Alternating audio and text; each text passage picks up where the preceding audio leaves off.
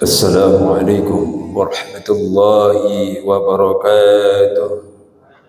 Alhamdulillah, innal hamdalillah nahmaduhu wa nasta'inuhu wa nastaghfiruh wa na'udzu billahi min shururi anfusina wa min sayyiati a'malina. Man yahdihillahu fala mudilla lahu من يضلله فلا هادي له. أشهد أن لا إله إلا الله وحده لا شريك له وأشهد أن محمدا عبده ورسوله لا نبي بعده. قال الله تعالى في القرآن الكريم: أعوذ بالله من الشيطان الرجيم. بسم الله الرحمن الرحيم. يا أيها الذين آمنوا اتقوا الله حق تقاته ولا تموتن إلا وأنتم مسلمون. Sadaqallahul azim wa sadaqan nabiyul karim wa nahnu ala dhalika minasyahidin wa syakirin walhamdulillahi rabbil alamin. Jamaah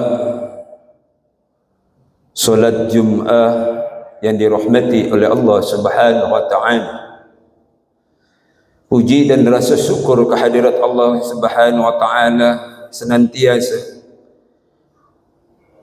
dari lubuk hati yang paling dalam kita ketuk dengan akal dan pikiran kita, bahwa kita wajib bersyukur dengan bersujud tafakkur kepada Allah di dalam pelaksanaan solat Jum'ah berjamaah. Tanpa terasa iman Islam dan nikmat iman dan Islam, bahkan sehat lahir dan batin, sudah Allah berikan dengan bisa melihat, bisa berjalan sampai pada akhirnya menghirup alam dunia ini dengan rasa nikmat yang tak terhingga. Berarti kita bertanya kepada diri kita sendiri, akankah kita mendustakan karunia nikmat yang diberikan oleh Allah Subhanahu wa ta'ala tanpa bersujud di hadapan Allah Subhanahu wa ta'ala? Jawabannya wajib, bukan perintah melaksanakan perintahnya Allah, tapi jawaban untuk kebutuhan kita adalah wajib. Tentunya kewajiban ini dibarengi dengan satu kebutuhan. Apabila perintah Allah kita laksanakan sebagai kewajiban, maka kita wajib mengisi kehidupan itu dengan bersyukur kehadirat Allah Subhanahu wa ta'ala. Salawat dan salam kita sanjung agungkan kepada junjungan Rasulullah wa habibina wa syafi'ina sayyidina maulana Muhammadin sallallahu alaihi wasallam, kepada keluarganya, para sahabatnya, hingga kita sebagai umat dan pengikutnya kelak hanya bisa bermohon kepada Allah untuk digolongkan umat-umat yang mendapatkan syafaatnya di yaumil akhir. Mengapa demikian hanya bisa bermohon? Akankah bisa kita banggakan solat kita? Jawabannya tidak. Apakah infak dan sedekah yang kita keluarkan bisa kita banggakan? Jawabannya tidak. Bahkan amalan-amalan soleh yang kita kerjakan tidak sebanding dengan kezaliman yang kita kerjakan di luar daripada perintahnya Allah. Maka pertolongan Allah Subhanahu wa ta'ala adalah sebagaimana Rasulullah sallallahu alaihi wasallam diutus ke alam dunia ini adalah bermanfaat, rahmatan lil alamin. Dengan rahmatnya Allah, dengan pemberian karunia nikmat yang diberikan oleh Allah, kita masih bertahan hidup di zaman sekarang ini. Ma'asyiral muslimin, jamaah salat Jumat rahimakumullah. Dari diri seorang khatib yang dhaif mengajak kepada jamaah, marilah senantiasa meningkatkan keimanan dan ketakwaan kita kepada Allah Subhanahu wa taala, berupaya berjuang semampu kita guna melaksanakan perintahnya dan menjauhi larangan-larangannya. Sebagaimana wasilah Rasulullah sallallahu alaihi wasallam berkata, "Ya Rasulullah, apa yang kau inginkan sebelum ajal tiba?" Ummati, ummati, ummati. Maka yang dipertanyakan jawabannya adalah umatnya. Maka berbanggalah sebagai umat Rasulullah sallallahu alaihi wasallam yang pada akhirnya masuk surganya pun lebih dahulu ketimbang umat-umat yang lain. Namun perlu catatan, di antara khutbah pun dikatakan, wala tamutunna illa wa antum muslimun, jangan engkau mati dalam keadaan tidak Islam, tidak mukmin, tidak beriman kepada Allah Subhanahu wa taala. Kenapa nadanya harus ditekankan? Berarti ingat kepada Allah Subhanahu wa taala. Pertolongan itu hanya diberikan oleh Allah Subhanahu wa taala, bukan pada hamba ciptaannya. Tanpa kun fayakunnya Allah, maka tidak akan laksana apa yang jadi cita-cita Allah yang berkehendak. Ma'asyiral muslimin, jamaah salat Jumat rahimakumullah. Kita melihat perjuangan saudara-saudara kita di Palestina. Kita melihat perjuangan saudara-saudara kita di Eropa yang dengan kekeringan, kelaparan dan sebagainya. Maka kita yang dicukupkan pada hari ini di majelisnya Allah Subhanahu wa taala dengan mengingat-ingat seperti itu, maka berikanlah doa kepada mereka. Sehingga judul khutbah kita pada kesempatan Jumat ini adalah anjuran berdoa. Ma'asyiral muslimin, jamaah salat Jumat rahimakumullah. Kalau doa tersebut adalah kepalanya ibadah di saat kita beribadah kepada Allah Subhanahu wa taala,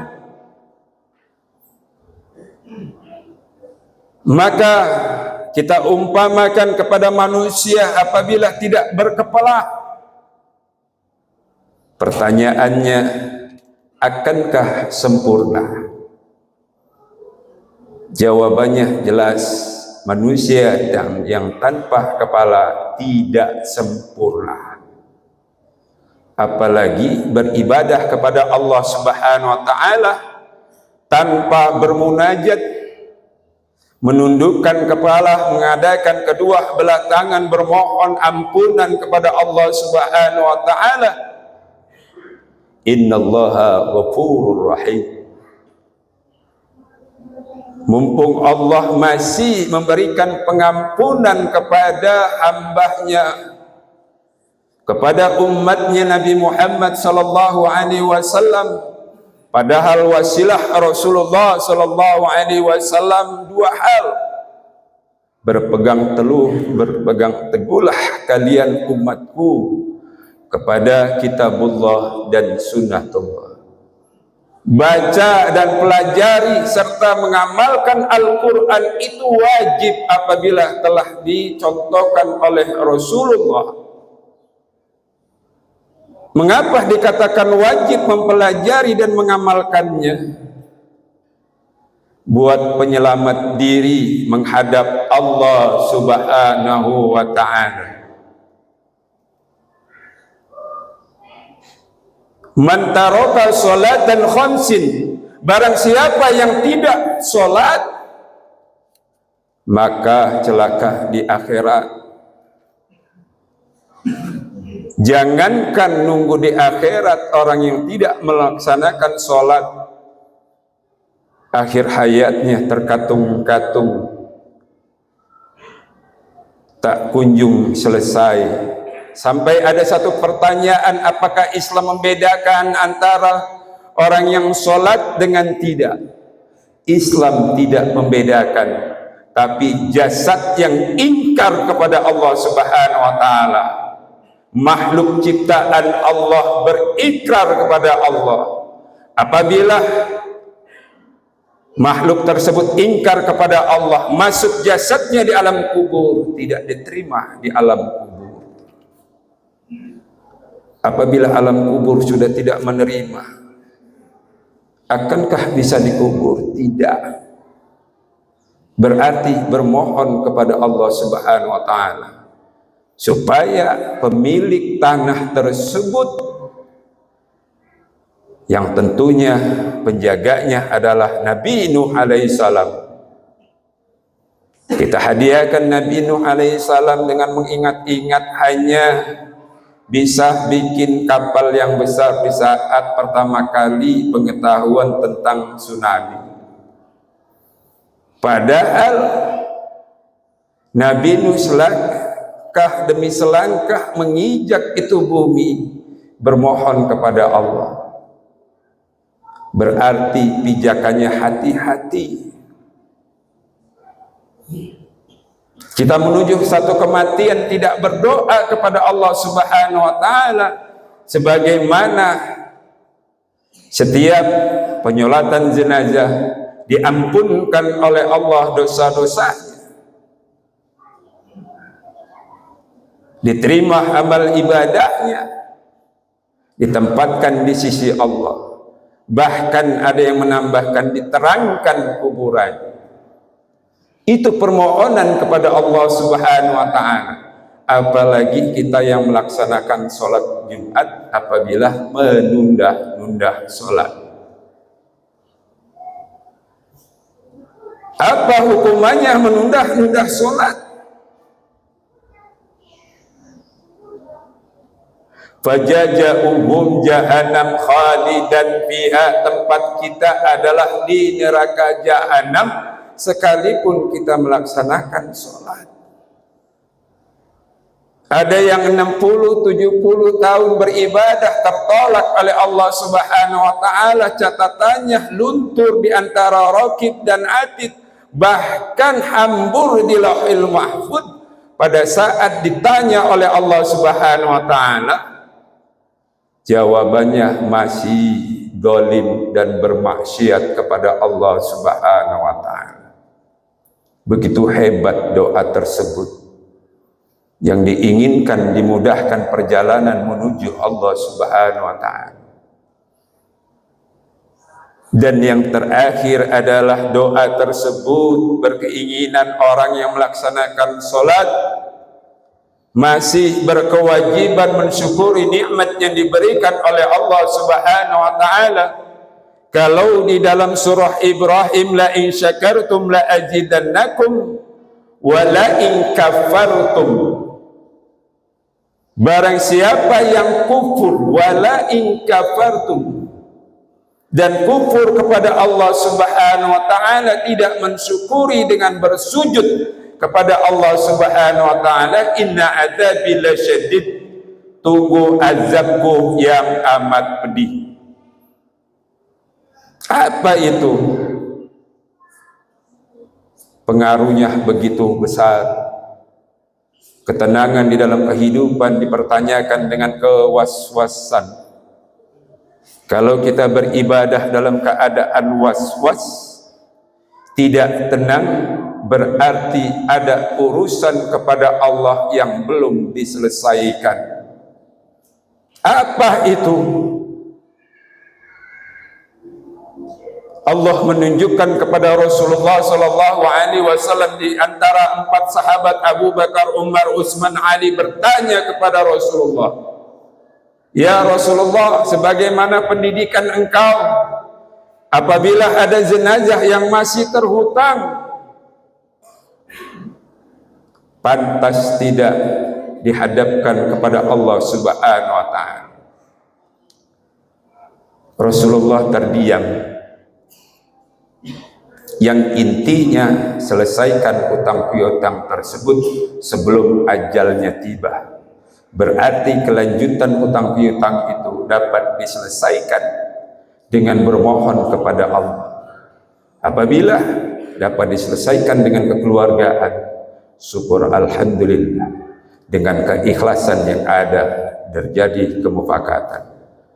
Apabila tidak terjadi satu ijab dan kabul dalam satu hutang piutang diselesaikan, maka orang pertama Rasulullah Shallallahu Alaihi Wasallam juga tidak mau menyolatkan orang yang berhutang. Apalagi kita berhutang ibadah kepada Allah Subhanahu Wa Taala. Hutang kehidupan di alam dunia dengan rupiah, dengan uang saja harus diselesaikan.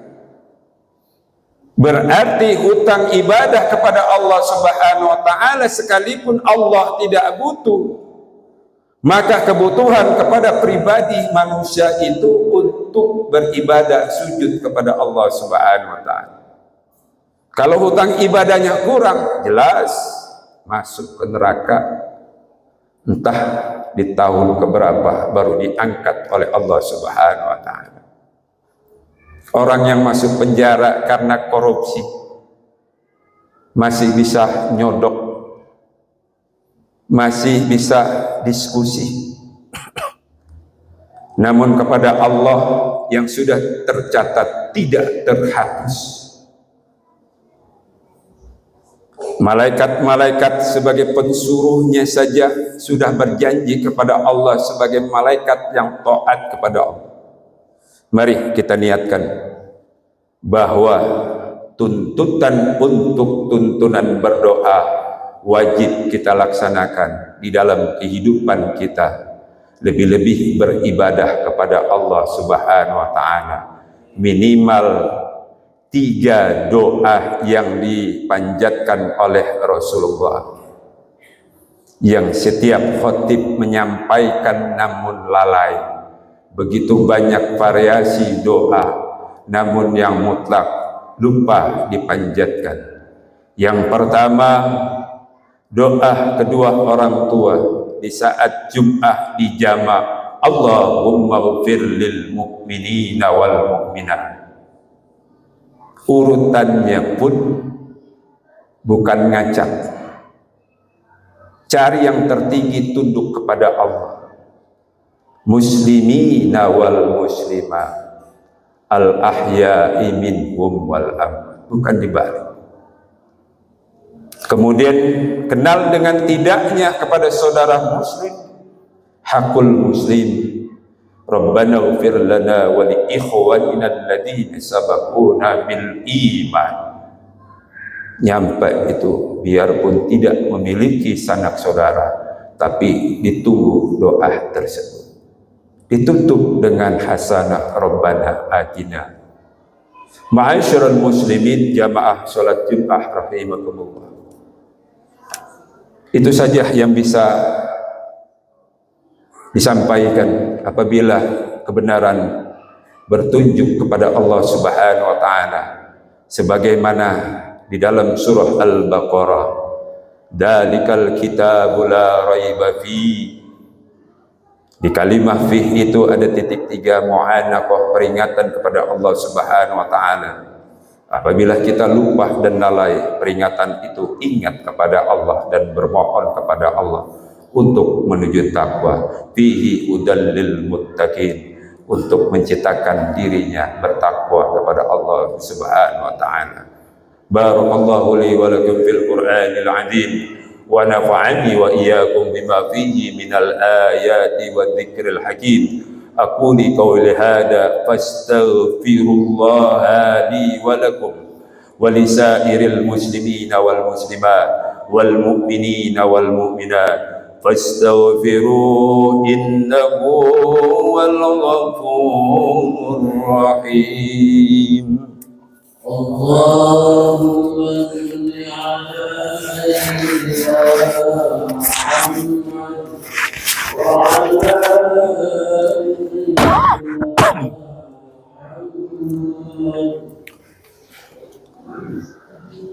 الحمد لله الذي أرسل رسوله بالهدى ودين الحق ليظهره على الدين كله وكفى بالله شهيدا.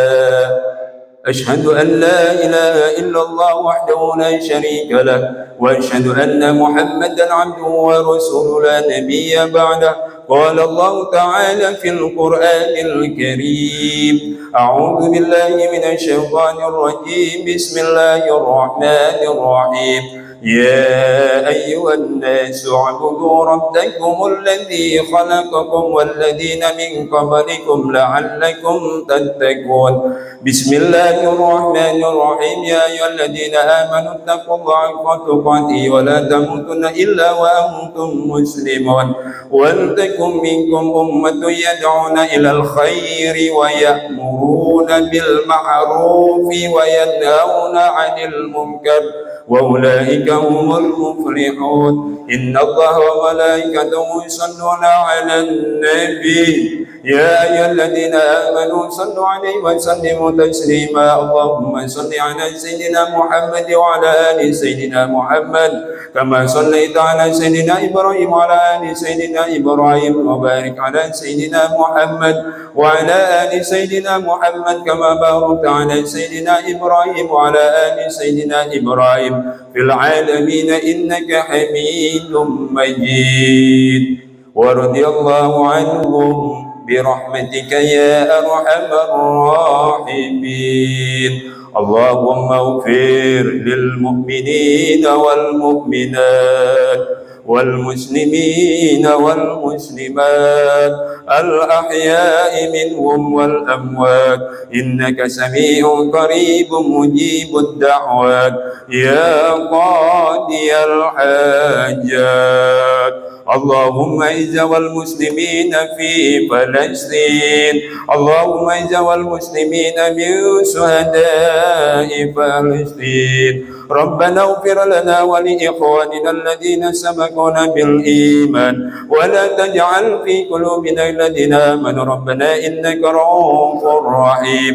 ربنا آتنا في الدنيا حسنة وفي الآخرة حسنة وقنا عذاب النار. والحمد لله رب العالمين. عباد الله، إن الله يأمر بالعدل والإحسان وإيتاء ذي القربى وينهى عن الفحشاء والمنكر والبغي يعظكم لعلكم تذكرون. فاسألوا من فضلكم ولذكر الله أكبر.